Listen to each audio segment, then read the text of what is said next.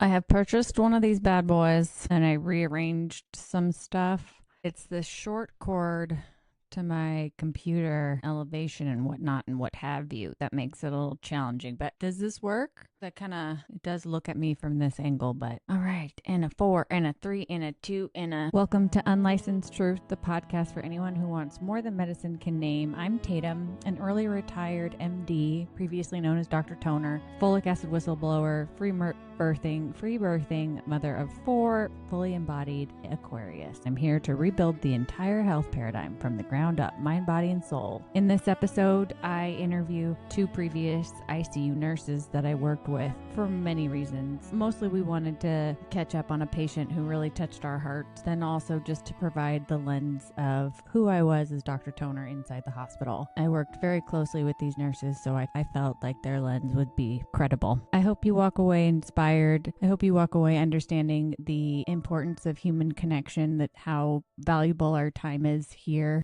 I also share a little bit about the drama for why I left Instagram. So that's for my previous followers. Let's get into it. Here we go. Welcome to another episode of Unlicensed Truth. I'm your host, Tatum, early retired physician, free birthing, folic acid whistleblowing, kooky Aquarius. There's nothing normal about me. Today, I have 2 very special guests, and we have had this on the books for quite some time. These are 2 beautiful ICU nurses that I worked with, Brooke and Maeve, and I'm going to introduce them in just a second, but I wanted to sort of set up the dynamics that was today, that was our relationship, how we all met each other, because it was a little bit unusual. So today I got a text message from Brooke that said, OMG, where's Renwell MD? Where is this content? And so it was the first today that you realized I had deleted all of my socials. And that came after an investigation into me as a mother as of 2 days ago from the state concerning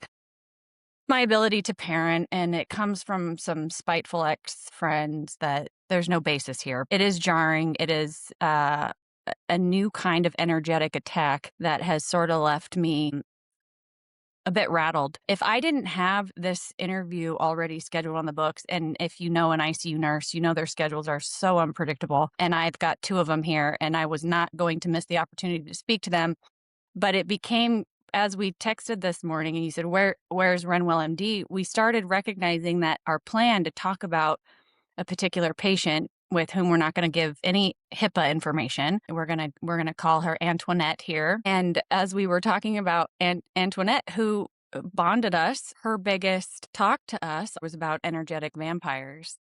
And she loved this one particular book so much that, and we weren't even going to talk about this, but we all bought it on the spot in talking to her. And I read it this morning and it's like medicine for my soul. So it feels like a full circle, like super poetic moment that I'm with you guys talking about this particular woman who's like feeding me through her book, really potent medicine about personal stuff happening in my life. And so thank you both for being here so much. Thank you for being willing to talk about her and talk about Dr. Toner, who no longer is. So let's talk about how Dr. Toner came to meet and work with you both as a hospitalist, what that role is. If you are sick, if you have an upset tummy or you feel like you're really sick, you go to the hospital, you get interviewed by an emergency physician, they run tests, labs, imaging. They ultimately decide, does this patient need to be admitted to the hospital or can they go heal at home? If they decide the patient needs to come to the hospital, they get admitted to my care. This was the job I signed up for, to work with really sick patients. But in addition to that, the job that I applied for had an open ICU, which meant that I could follow my patients into the ICU. There was intensivist backup if I needed it in the form, they could do the line. I could do them as well. I was comfortable with them. They're there if I needed them. It gave me the opportunity to not only just have sick patients, but really sick patients. Into the ICU I went and not just allowed me to work in the ICU every 3rd week on. So I had week on, week off, week on, week off. Every 3rd week on, it would be a night float. I got the night ICU in addition, and the night hospital dynamics in addition to the day. This job was really all encompassing into all the different parts of the hospital that I got to play with. I'm going to start with Brooke. I believe I became close to Brooke first by way of the nature and the dynamics of our work environment. Shed some light on what was that like, Brooke? First of all, thanks for having me. I've never done this. So, as far as our relationship, I think being weird, you find weird people and then it's like you can just connect. You don't have to I talk you about don't this resonance. yeah, Yeah. like you don't have to worry about if you said something stupid, you can laugh about it and that is life, is connection. I remember when I feel like what really bonded us was the telling you chapters of my early 20s and then you sharing, like Dude. and you're, like, just hanging on with your teeth clenched, and you're like, "We don't care about the patients, I wanna know about the how this story ends," you know, like, No. your I night love shift those is stories. at 5 AM, you're just telling your whole life story. What's funny too is like in me loving these nurses so much is I was actually a block to workflow in my chatty ways. I know I was a block to workflow. I gotta you guys were so great and I just loved hearing, especially those stories, Brooke. Though you're a wild child. I loved it. There's quite a few years of experience in maybe 2 years, so that was fun. That was great. But I do think, bonding over just the delirium. Night shift is so hard. I feel like anybody that hasn't worked a night shift doesn't realize you become a different person Totally. in a better I mean, shit really does hit the fan at night. I mean, we can talk about that comatose lady who told me I had bad breath. Remember? Like that was one of my wild. favorite. That's like the ultimate insult. You can call me fat, you can call me ugly. You tell No, me I have bad breath, I'm gonna think about dude, that for years. she was like screaming it down the hall. Dr. Toner has bad breath. Like from down the hall. I was You're like at the nurse's station, "Does anybody have a breath mint?" fine. I'll chew some gum. Jeez. Good times. I can't remember I'm trying to piece together the timeline of kind of our meeting, and then I was on night shift for Yeah. majority of the time together, and I kinda transitioned to day shift, and so it's kind of a blur for me, but And I saw you in day shift. And then Maeve transitioned to night shift. And then I saw her in night shift. You guys yeah. flopped. Switched. And it was always a good day if Brooke was in the ICU. She brings the vibes. We've looked at her human design and this is her bonus life. She's literally just here to bring good energy and bring the vibes. And she does that very well. I love this. I genuinely feel like a lot of times I'm insecure about, like, you know, being too much. If I'm too You're much a Leo. You're just a yeah. she's a full Leo. Leo are my people, you know? I'll move over to Maeve. That wasn't the late night delirium that bonded us. It was much more calculated and intellectual and focused on the patient initially. We were both very much concerned, had shared concerns, usually in alignment over our patients. I felt like I could look at Maeve and we could almost telepathically exchange some things, like with a look, you know? Here's a Yep, he's still on fluids, kind of a look, and having nurses that I could trust like that with their knowledge over patients to just look at them, to just have a look and just have an understanding, that's a rare quality. I've always just super admired you. But can I ask you a pointed question actually? Yeah. Because there was a day, I think it was after you started following my Instagram that you were like, "You make sense to me now." You were like, "I don't think I understood you, but you make sense to me now." And I remember you saying that to me, and I just wanna if and I don't mean to put you on the spot, but if you could clear up, who was Dr. Toner originally, and who did she become?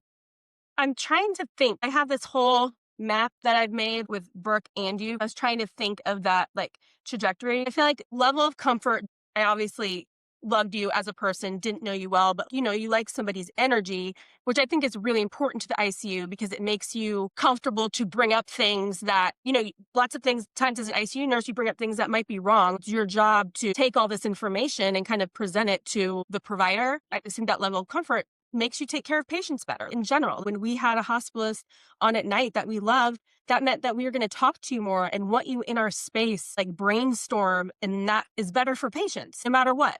Even if you're talking about personal stuff too, it all kind of gels together. We had a couple of cases. There was the meth induced Mhm. cardiomyopathy, which is the first guy. And then there was this woman in Tampana that like late at night and you were day shift and everybody kept telling you you were wrong. I walked you in 3 distinct cases, 3 very distinct cases, literally saved someone's life. I just couldn't understand why you got so much shit from these really older male doctors who kind of had the lock on this teeny tiny hospital.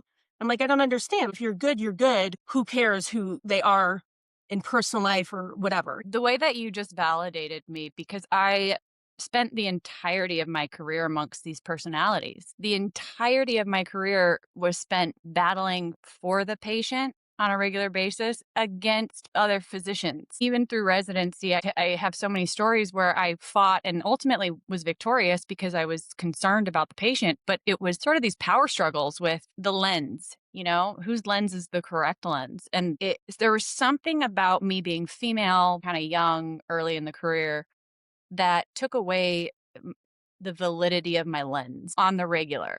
I try not to let people's opinions of me affect the way I work because I've seen enough to know that I know what I'm doing. That last day, Maeve, where it was the nocturnist, then the kidney doctor, then the ICU doctor, then the cardiologist, ultimately ordered my own stat echo, proved my case. I mean, it was wild. It was just and nobody, it was just like, now you have my attention. Why didn't I have your attention in the very beginning? I had a really clear idea what was going on. So yeah, I think having fellow females to witness that firsthand, it was really nice to just be like, yeah. Because then we also had that other case with the, Right. Which I still talk about it but the way you handled it was so gracious because I was still so mad and you're like, I'm not even mad. They know that we were right. And I think that's what differentiated you from these other providers who I'm not saying they're bad. They've been practicing forever. Like no bad stuff about them. The difference is you had no ego. You're like, this isn't about me. This is never about me, ever. This is about the patient. That's fine. You'd be right. But why would you do something to detriment to the patient? I was trying to think, I feel like the first time that we talked not about stuff at work, I feel like we ended up talking about psychedelics and DMT and other things like late at night.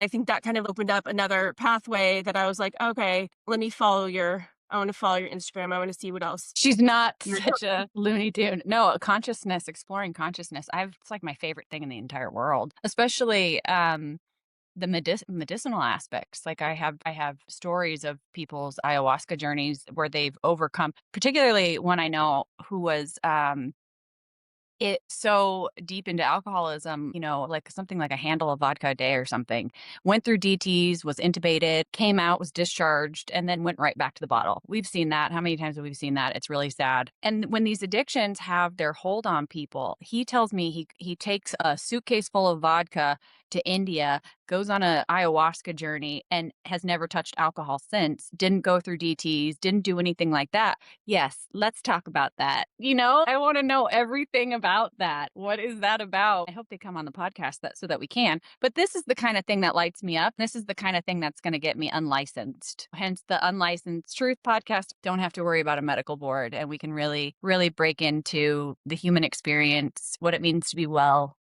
mind, body, and soul. So we're 20 minutes in. Should we pivot? Well, let's talk about Antoinette. I'll present her. Or does somebody want to present her? How she came? Do you want to do that, Brooke? No. Brooke is going to graduate nurse practitioner school in a matter of days, right? She's incredible. This week. This week? Last week. Wow. Oh, last week your graduation? Yeah. How do you feel? Yeah, thank you. I'm stressed, but blessed. Why are you stressed? Oh, about jobs and stuff? No, but I have to still take my exam. So yeah, but I think you're right, spot on. When you were talking about you're working against the doctors, but ultimately you're for the patients. This is kind of back into exactly what this person that kind of brought us all together. Truly, it was a point where we all became, instead of like linear, like a triangle, because you're advocating for the patient to be better, but also possibly have these outside ideas of who you are outside the hospital. You're against the system as well as against maybe battling, other professionals. It's just such a hard dynamic to be in. Thank you. It is. We talk about human connection, whether it was our connection with Toner, our connection with each other. But when I think about my role as a nurse, especially now, the older I get, the longer I've been a nurse, it's none of that, nothing matters other than that human connection. It's these little moments that make up your entire life, whether it's for patient or not, you know? And I also, like hospitalist work is pretty broad. We see all ages, all walks of life. We're not the surgeon who's just constantly cutting into the body. We're not just the kidney doctor constantly putting the dialysis. Like I see it all. So I have to be compassionate to all walks of life. I would also get patients who would tell me surgeon had this really bad bedside manner and they never want to see that surgeon again because the way that they felt in the surgeon's presence. And I would have to say, I'm gonna be the feely one. Okay. I'm gonna make you feel really good, feel safe. You let them be their specialized position because that's a heavy job. Cutting into the human body messes with the psyche. You gotta let them be. Let's talk about them as a person. Day in, day out. They don't necessarily need the feelies. I'd rather them not have the feelies. I have feelies. And so talk shit about the surgeon to me and I'll validate you that yes, that surgeon is an asshole. They're probably a great surgeon, right? The point is the mind. I need the patient to trust that what's happening. I need the patient to feel safe. If I have to sugarcoat a shitty surgeon, that's what I'll do, And I think we all understand where the safety that a patient feels inside their body plays into the numbers we get on the vitals, plays into the labs, plays into the stress, plays into the inflammatory markers. How that person feels inside their body, we see inside the labs and the vitals. So it doesn't really help us to have a scared, stressed out patient. We have taken quite a bit of bullshit from our patients for their best interest. We've been yelled at, we've been cursed at, and we do not retaliate because that is not in their best interest. It makes us different. Okay, do you want me to go into this patient? She's a 50-something. Are we comfortable with that? A 50-something-year-old mother of one young adult daughter and a beloved wife to one husband who is currently bedside. The daughter is in another state working in a similar profession. She's in the hospital because she has a pretty aggressive GI bleed. She's losing blood. Let me back up a little bit. She has a history of metastatic disease, metastatic cancer throughout her body. She is either paused on a current round of chemo or just about to start her next round of chemo. She doesn't have hair. She's very pale, very fatigued, very worn out, exhausted. And now she's obviously losing a lot of blood through her bowel. Our options in this moment, when you have a GI bleed like this, to stop the bleed, you can either do that by going in and cutting out that section of the bowel, which is incredibly aggressive. And in somebody like this who's on chemo and has inhibited wound healing, that's not ideal either. What you do is get a CT angiogram of the belly. This looks at the vessels and can identify which specific vein or artery that's bleeding. Then they can go in, put what's called a coil embolus and stop the bleed. And they can be pretty specific. They could do it 3 times. So we know they got 3 shots to stop the bleed this way. The first one, the risks are, 1, it doesn't work. You continue to bleed around the coil, or the coil is placed in a location that's too far back that it cuts off blood to the entire section of the gut, and then you lose that section of the gut. That's the risk. So what they try to do is get as close to the gut lining as they possibly can to stop the bleed, as specific to the bleed as they possibly can, and then we wait and watch. So she goes in for her first CTA, she comes out, and we sort of wait and watch. Were you guys there for that part? I think what you guys were on days or something. I remember being on nights during this time. And I remember Maeve, Chaos Maeve, bringing the chaos, and then it would settle at night, but then start ramp. And it would be, there was 3 weeks of tossing her back and forth where, things would get somewhat better. And then, it's never really that great when you have, a metastatic disease. So it was just like that. All were like at shift change, like, oh my gosh. I think it was only a week. I think it feels like it was weeks. Yeah, I think it was not a long period of time. Because I think I was only involved for about 5 days and I passed her off to only for like a day. I passed her off maybe, but I'm not really sure. I wasn't there the day she passed, but I did have her for several days leading up to that. But it was like that. It was like it was a lot of waiting. It was a lot of, at least in the beginning too, she didn't want her daughter to know I don't know if you guys remember that part. It was just her husband, and there was a lot, and she was like, "I think this is my final hospital." She was so tired, and she was just like, I think this is it." Her husband was not wanting to give that narrative a chance. I feel at night shift, you just get so much more personal. It's quiet, it's dark. And I just remember some of the conversations with her. And yeah, she knew. She had told me she's dying. I'm dying. And I was like, well, tell me, like, what's it like? I'm dying too, but not so closely, hopefully. I think that was where our conversations turned. We talked about spirituality and, you know, you guys can talk about your experience too, I mean, but I remember being able to have like a very blunt conversation with her about death and dying and just what, because it was before we had to make that decision. Like, are you going to go to the OR? Do you understand like what this means? You might Yeah, I not. think you were there for the final conversation where she said, I think that was what was so special about this woman. We kind of all saw like a mom in her, and we could put ourselves in her daughter's position, and they were so transparent and so loving and just such like open with what she was going through and all these things. I think we were this sort of care team that were willing to have these hard conversations with her and explore them openly and safely. I think that just lent itself to have this really special experience as she left the physical world. I was just gonna say it too, like, she wasn't a person that I feel that in maybe us 3 being very strong females, the lovey side to us isn't always so upfront. I've met friends that so openly just give you a hug, and I kind of have that edge to me where maybe I'm not as approachable, but she had that where she was kind of very strong, independent, stoic, but soft in Yeah. a way that was so upfront. Yeah, she was very much like us, I think, in that sense. And so let's go through the story here. She fails that first one. She begins bleeding around the first coil. She immediately goes back for the second one. No harm, no foul. We tried that. Let's try it again. She comes back from the second coil embolus, and it's another waiting game. Another, is this going to work? Is this not going to work? And then that doesn't work. She begins bleeding again. Then they go in for the third and final attempt. And at this point, they have no choice. If she's going to go to surgery anyways, we have to stop this bleed. That is what they have to do. So they stopped the bleed. It unfortunately was catastrophic stoppage of that bleed, and it resulted in the death and in the complete shutoff of blood to the rest of her gut, to that section of the gut that required that source of blood. So the surgeon came in, and she had all this pain as a result, and her lactic acid started rising, and we sort of had all the pieces we needed to know that surgery was the only option left. The surgeon ran in and she said, I've got an opening today. We got to go now. Every minute that we're not restoring access to your gut is sort of a minute that we're not going to get back. We're not going to get that time back. She said, but I got to be honest with you, you are not an ideal candidate for surgery. You are weak. You have very low blood counts. You don't have wound healing as a result of the chemo. You're not going to be able, so your chances of making it through surgery are low, but I'm looking at post-operative complications that will take your life.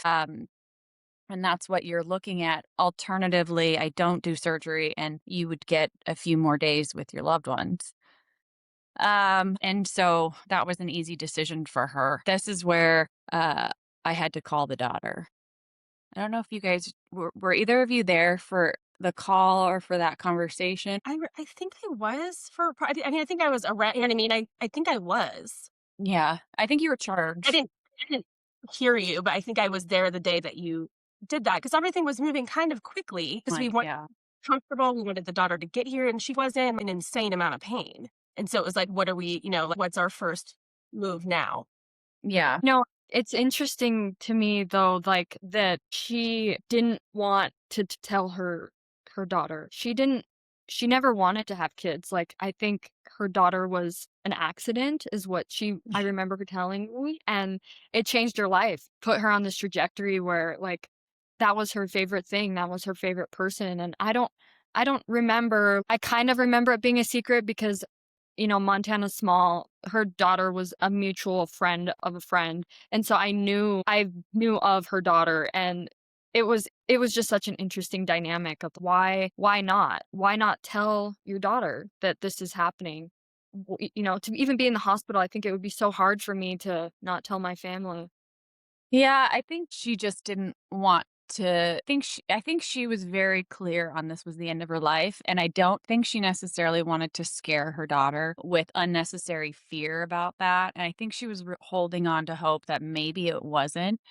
But the moment that she became clear that this was the end of her life, she said, "Call my daughter, tell her everything." And I did. I went straight to the phone. I said, "Okay, I'm gonna go because I know she has to catch a flight. No, we're here." So I went, and her daughter was actually at at a hospital on shift, and she was in the call room with her boss. I said, "Do you have support?" And she said, "Yeah, my boss is right here." And I said, "Okay, this is the situation." And I told her about her mom's multiple failed emboluses. Now she has chosen to not pursue surgery, and can she catch the first flight out as soon as possible? She didn't really even talk.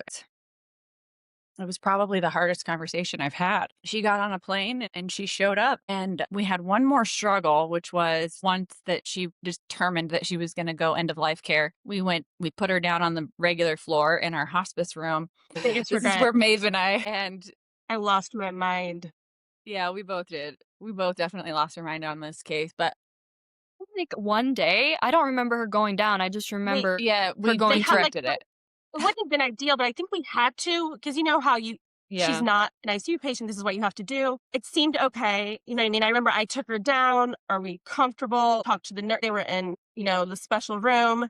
And then something must have happened in the middle of the night. I can't remember because I was day shift, but I came back and I think she was still down on med surge and she hadn't gotten any pain medicine. I wish I knew the exact details. Well, She we was had put her requiring, on drips. We had put her on the end of yeah, life morphine drip. And the problem is that the amount of opiates that she had been taking at home as a result of her cancer were so hot. Like I think she was on oral morphine too or something. So she had a really high tolerance. And when we had her in the ICU, we didn't have any problem matching her tolerance. That was not a we do that off like that doesn't scare us. Now she's on end of life care, and the nurses were absolutely horrified with the rate that I was asking them to run the morphine, and they couldn't do it. They're like, "We're going to kill her at this rate." I'm like, I want to see, I want to right. But see her like is she comfortable? I want to see her Right. desatting first before I pull off these. I want to make sure I see the side effects of me actually killing this woman with that amount of morphine. No, her body is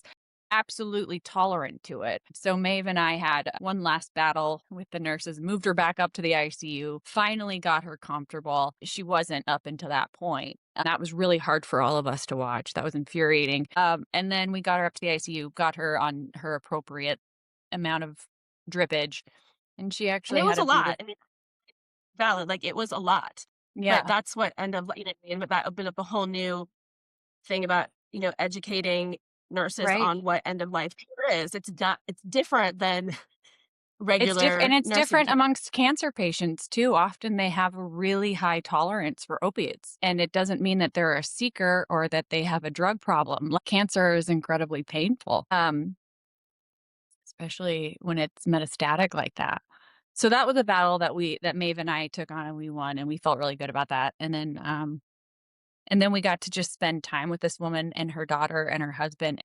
They were just the most loving little unit of a family, and we all just felt like we were all invited to the funeral, and that was that. I mean, this doesn't happen all the time, and so one of the things that she shared with us, coming back to my life being currently sucked out by vampires, was that she was a big fan of this book. I have it, Biting Back. She talked about energetic vampires. That was something, kind of something she was passionate about. And so we all bought the book. And now we're here Hmm. talking about her today. I didn't have plans to talk about this book, but it is about biting back. It's a no nonsense, no garlic guide to facing the personal vampires in your life. I just think it's so Wow. poetic that we're talking, right? I mean, it's Yeah. crazy. Yeah. Can Like, I, I think we're not out of the year of the snake yet. People think 2026, we're out of the year of the snake, but we're not yet. We're still in the year of the snake. There's a lot very of much vampires, a so. lot of snakes. A lot of snakes. I mean, And and that's what it talks about too. I don't understand just everything that's happening with you, Toner, too, and feeling like why are these human connections are all we have. Really. These connections we have with each other, with your kids, with your spouse, with your family. Why would anybody want to make that harder for people? That's what I feel like as an ICU nurse, I want to facilitate these connections. I want to have a connection with my patients. I definitely was more resistant as a younger ICU nurse, but now I'm like, this is all we have. Who cares? So Right. you cross more personal. I crossed way more personal lines than I ever thought I would because the only thing that matters is my patient. Like, I don't care. I will always do, that's the vow I kind of said to myself. I will always do what's right for the patient, regardless of what the hospital says, what the policy is. I will always take care of my patient first. This really, taught me that too. Like, that's the most important thing. Well, I sort of had that lens too when I came into patient. I practiced this alignment, this perpetual surrender. What it means is that I confront things as they come into my awareness forever in the now moment. And that includes patient care. I'm not sitting there thinking about patients when I go home, what I did wrong, how did I mismanage that. I leave my work and now I'm with my children and I'm in full presence. Right now I'm in full presence with you both. When I was with my patients, I was full presence. I don't think that this is an accident that you and I are sitting here together, that I'm your doctor, that you're my patient, that we're sitting here navigating these obstacles together. This is, I don't think, an accident or a coincidence. So let's make the most out of it, our connection together, even if it's just a short little run, It's really interesting because I didn't have any notes written for this, but I wanted to really just highlight kindness. So I started Googling that before this morning, and it literally said kindness is connection. And even in Buddhism, connection with yourself to be able to share that with others is kindness. And I think that that is truly what we're talking about. You wonder why people can't just be kind. It's because they're not connected with each other, connected with themselves. They can't share that. They can't share kindness because they don't know, we show up every day and we are who we are. And maybe, the beginning of this podcast talking about being weird. Maybe we're not weird. Maybe we're just in tune with who we are, and then we can share it with you. Well, this is a perfect segue into this book. Can I read a section from it? It's called Waking Up. While waking up to the fact that we're giving our lives away to vampires may not feel like such a good thing, let me assure you, it is. To those of us who have awakened to the fact, but still feel some doubt about our power, thanks to a combination of blood loss and a steady flow of spiteful fiction from our vampire, I'd like to offer the following aid memoir. Aid memoir? Am I saying that right? A principle Buffy the Vampire Slayer reveals to a group of Slayer trainees, fundamental to understanding our vampires, our situations, and especially ourselves. Here's what she tells her students. The bad guys always go where the power is. Anyways, that's what I read this morning, and I was like, man, the fiction part, the need to spread a narrative about to smear me. What is that energy? What is that for? What do you get out of that? I don't understand. Are you bettering a life? Are you bettering the world? What comes of that? I don't understand. It isn't genuine concern over my children because you both know I'm a dang good mom. Obviously, my children are in better hands with me than with a foster system. Is that what you're after? You want my kids to be removed from how does that better the world, right? You want your kids to eat, chemicals and sit in front of a screen all day. Sorry, they're in the forest and they're eating natural foods. I think And there's just a lack of connection. Yeah, the lack of connection to self. That's what that is. You don't know what you have to offer and you just want to come after me and mine. And the guy was sort of appalled as he was just kind of like, wait, yeah. So do you but give them how anything? ridiculous that they waste his time. There's people that really need child protective services. There's kids that really need that need safer homes. And these people are going to waste time just to make a point. I mean, that's what's so sad too. I mean, it's fun. Right. And It's it's just a dangerous. power move. It's just a retaliatory power move that they have. But the damage that could potentially do, it hasn't. My children are very safe. So we're all safe. We're not scared at all. But the potential damage that you can inflict on a young family with that kind of harassment, and that kind of fear that you could be taken away from your mother. That's not somebody who loves my children. That's not somebody who loves and is concerned about my children. That's somebody who is just using their hatred of me to hit me where it hurts. And these are vampires, man. They're in our midst. I literally this is gonna go down a rabbit hole, but, like, there's a few documentaries out there right now regarding, like, how easy it is for people's childrens to be, taken Yeah, away, yeah, and it's a serious, serious, like, allegation to make on someone, to yeah, actually even if someone have a case started against them, even without background, to have that on your conscious, on your reputation, like, that is another level of of don't you have a disembodiment. hobby? Like, Right. get a harmonica. But yeah, I mean, I don't understand why people like let you live. You're not hurting anybody. Your kids are going to have their own free will. You're raising your kids to be human beings. They're people. They're going to believe whatever they want at some point. You know what I mean? Let people Well, live. let people live.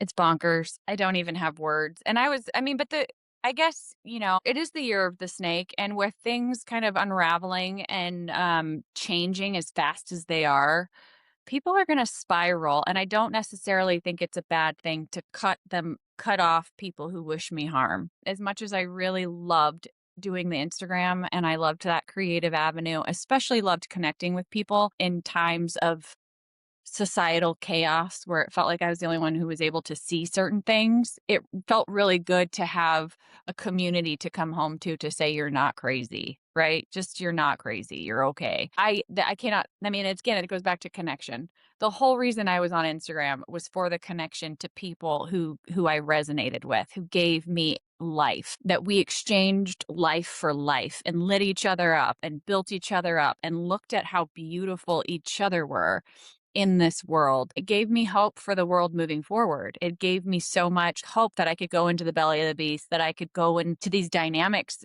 with people who wanted to see harm on me because there were people who didn't. It made that so much easier. But now that this has happened, I'm okay with sort of cutting off people's access to my life and to use it as leverage to do bad things for me. So that was a What sad closure, but Do you think you're gonna take a break or do you think you'll come back? I personally love watching your Instagram. I think it is a way of connection. I hope that you maybe, if it's just a short break, siesta, like I think there's so much more to gain in your life in connecting and sharing your story and sharing, your curiosity for what we're doing here. I think there's so much more than. However, I do understand the protectiveness of your family unit comes first, and so that's important, but I hope you come back. You're telling you know, and just keep telling the truth. I feel like that's all any of us do. That's also why we relate to each other because you want to be honest with yourselves. I feel like yeah. we've been genuine with each other, which is why we connected. So as long as you're telling the truth, like you're going to rise above like all this bullshit, you know?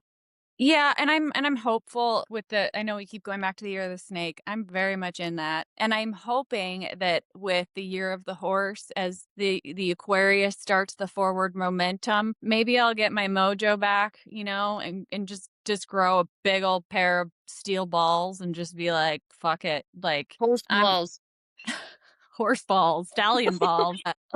Yeah, you're the stallion. I'm okay. Like if that's my path, they've done some shit to me in this year. I have shed, there is quite literally nothing left to shed at this point. I shed my social media, I shed every connection that's ever had to me. I mean, literally I left my job, I left a magazine attempt. There's so many things that I have tried and failed and just shed, and now I'm just like today, here we go. Maybe today, I feel good about today It's being, the rebooting. It's the yeah, rebirthing. Maybe you deleted your social media to restart. Like, maybe make a new Instagram and fuck them. yeah, Truly. Like, yeah. if it isn't a fuck yes, fuck no.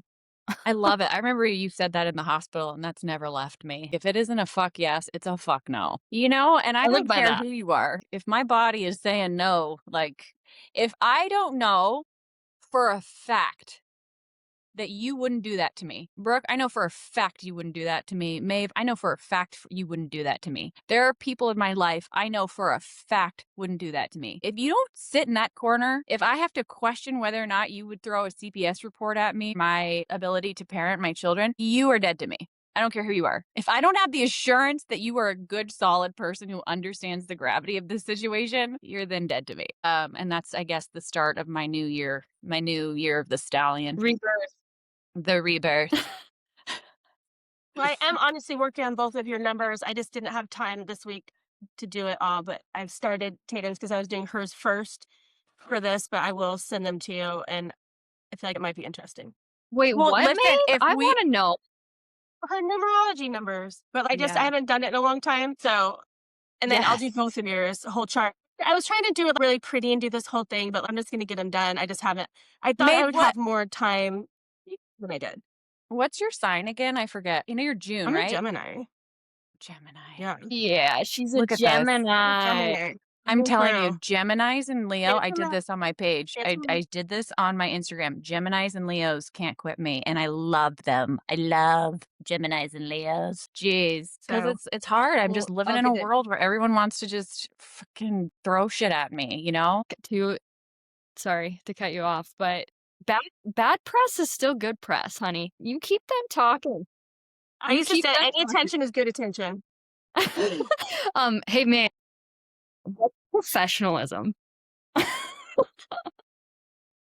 This is where we could, if we wanted to be shit throwers, we could throw some shade. We could throw some damn good shade towards people, but we don't live our lives that way. We choose not to. It's not because they have power over us. It's because we just don't really care to talk about them. It's like, I'm sorry, Their I pissed you level. off That's so their bad. level. We're up Yeah, here.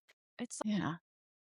Also, yeah, that's what I also think too, is the people that do that, they don't even know how off that is. Like, you have to seriously, if you're in line with yourself, you have to seriously hate someone to care about them when you're in your free time, in your free will, in Oh, your I hangout take up time. so much You know, free you space in people in the haters' minds on the regular. yeah, I mean, but that's what I think too. Like Maeve and I, we have a life. We have, we have things that are fun. We care about you and you care about us. It would be so out of our mind to do that. I think too we're not afraid of a little bit of honesty sometimes. So you know what I really want to go back to is the fact that we can walk into a room and have a patient just screaming at us and have us go, let's all just calm down. Even though we're the one taking the blunt of that, shit, we have the ability to say, hey, it's okay. We're all safe. We're all good. We're all good here, and because we have the ability to do that, if we're in a moment where we're like, this is shitty, why are you doing this to me? We would sort of expect the people that care about us to be like, it's okay. You're safe. Let's talk about it. But it's immediately, no, I'm not. No, I didn't. I'm going to gaslight you. Tell you all the ways that, your reality is insane. And then I'm going to go file a CPS report on you because I'm perfect. You're just insane. Like, this is like, you can't have a normal, you have to retaliate. You're just weird. These people are weird. I don't know. This was a win. I think. Yeah, I was just going to say, like, this move to a moment of gratitude and say, you want these people to show you who they are. Yeah, Like, first. Yeah. thank God. Thank God Yeah. this person did this. Like, Yeah. now you don't trust them. Now they're dead. Yeah. Right. Vampires. Vampires. Ugh. And I just don't want to give them any more of my juice. Name this episode Vampires. Vampires. What are you Ugh. I'm gonna name this episode? That's gonna be the ending of this episode. Should we name it Biting I Back? thought we were driving over. What, Maeve? I thought we were all driving over. I was prepared. I thought I was leaving my house and just going to Toner. I thought we were meeting at Toner's and we were all just going to be in a room, I'm like, so sorry. laughing and like. What? No, that's the Is trajectory that of hilarious? this podcast, Oh and my I God, guarantee okay. you, you guys are coming back. Okay, we're doing this again, and when we do this again, we're going to reminisce on the very first podcast we did together. It's going to be in an in-house studio. It's going to be like perfect lighting. It's going to be us just vibing and jamming together, all zen. This was just the. Maybe we can get some Getting ready. matching tattoos. I'd be down. You already have Matching tats. lower back tats. Some matching tramp stamps. Please. Brooke already They're has back. one. Yeah, because they're You don't back. need room. I have We room. can I have a we wide can just back. get little vampire marks somewhere, teeth marks. Oh my That's kind of gosh, amazing. that is amazing. I need to do that. Let's do it. Amazing. Okay, well, we did 'Cause it. I think we covered everything there is to cover. I've been given more life by both of you this morning. I woke up in a pretty dark place, and I thought it would only be interviewing these two ladies that would actually get me in front of a mic at this moment. It is only you both, and in doing that, in this whole morning, I feel lit up again. The year of the horse is here. I'm totally good. Would say though, I would be into like a more FaceTime, just check-in calls with you guys. You know what I mean? Like just saying hi, no Yeah. podcast, just like a 3-way call. But can we We also should. podcast potentially? Can we also like consider Yes. like future episodes and Yeah. stuff? Yeah. I think people need Also, our lens. yes. And I think just chatting, it's very fun to listen to people just chat. Like that's what podcasting is. That's what I'm saying. Chit-chat. I'm not necessarily like I enjoy listening to you both talk and I enjoy being around you, that I think that even if we wanted to use this as our chance to catch up and then I record it and I take it to the bank, I'm fine with that. Are you guys good with that? I'm into that. Yes, please. Sure. Well, I have some other ideas too, and I would love to use you both as ICU nurse sounding boards on particular cases in my past. I have ideas. There's plenty of reasons to bring both of you back. This is Brooke and Maeve forever on Unlicensed Truth. Witches of Oz. Until next time. And that's it. How do I Cool. stop recording? There we go. All right, that's it for today. If this landed, make sure you follow the show so you don't miss what's next. And if you have 30 seconds, rate and review. It helps the right human souls to find this work. If you want to go deeper and live Zoom with me, join our twice monthly community Zoom sessions inside Renaissance Wellness. The link is at the top of the show notes. Otherwise, until next time, stay sovereign.